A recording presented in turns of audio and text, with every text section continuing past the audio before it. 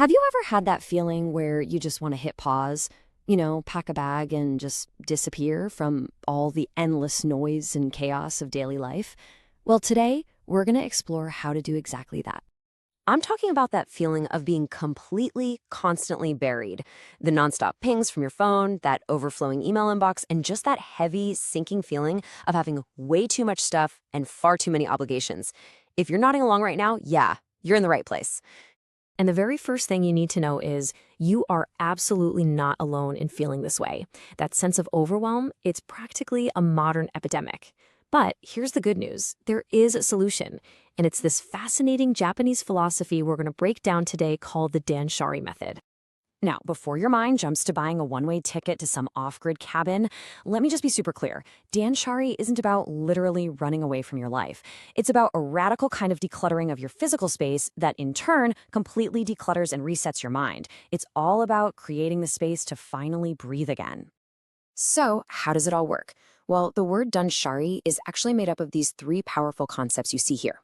Dan, which means to refuse, Sha, to dispose, and Ri, to separate or detach. These three steps, they're our roadmap out of the chaos. Okay, let's jump into the first one.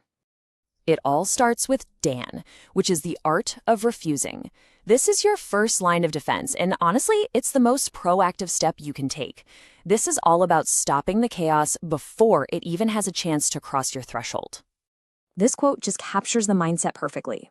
I really want you to think of yourself as the bouncer for your own life. I mean, we let so many things, objects, requests, information, just walk right in without a second thought. Practicing Dan means you are standing at the door, you're checking IDs, and you're getting incredibly selective about what you let in. And this slide right here breaks down the practical side beautifully. On the left, you see the old way, which is kind of our default mode, right? The impulse buys, saying yes to absolutely everything. But on the right, you see the Dan way, stopping to actually evaluate a purchase, learning to say no to protect your own peace, and actively closing the door on all the unnecessary stuff. Okay, so you've got your bouncer at the door. Awesome. But what about all the clutter that's already crashed the party and is making a mess inside? Well, that brings us to step 2, Sha, the art of disposing. This is the part most of us just call decluttering, but Danshari asks us to be way more intentional about it. It's about taking a really clear, honest look at everything that has already slipped past your defenses and is now crowding not just your physical space, but your mental space too. And as you can see from this list, Shaw applies to literally everything. We're talking about those clothes you haven't touched in years. Yeah, it's time for them to go. That one drawer that's full of old gadgets and random cables, clear it out. But here's the crucial part. It also applies to digital clutter like old files and even those energy-draining habits like mindlessly scrolling through social media late at night. You've got to be a little ruthless here. And after you've mastered the arts of refusing and disposing, you get to unlock the final, and I think the most transformative step of all, retach, the art of detaching. This is that profound mental shift that happens as a direct result of the first two actions. So once you've stopped the constant inflow of new clutter and you've cleared out all that old baggage, something pretty amazing starts to happen. You begin to naturally separate yourself from the obsession with having more and doing more. You start to really truly get that your self-worth isn't defined by your possessions or how packed your calendar is. And just look at how this all connects. This progression on the slide. This shows you the true payoff. It starts with less physical clutter. That leads directly to less obsession with stuff.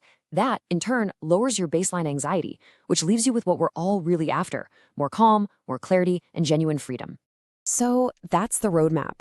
From refusing new chaos to disposing of old clutter, and finally detaching from the need for it altogether.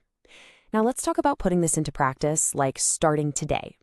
I want you to take a moment and really think about this question.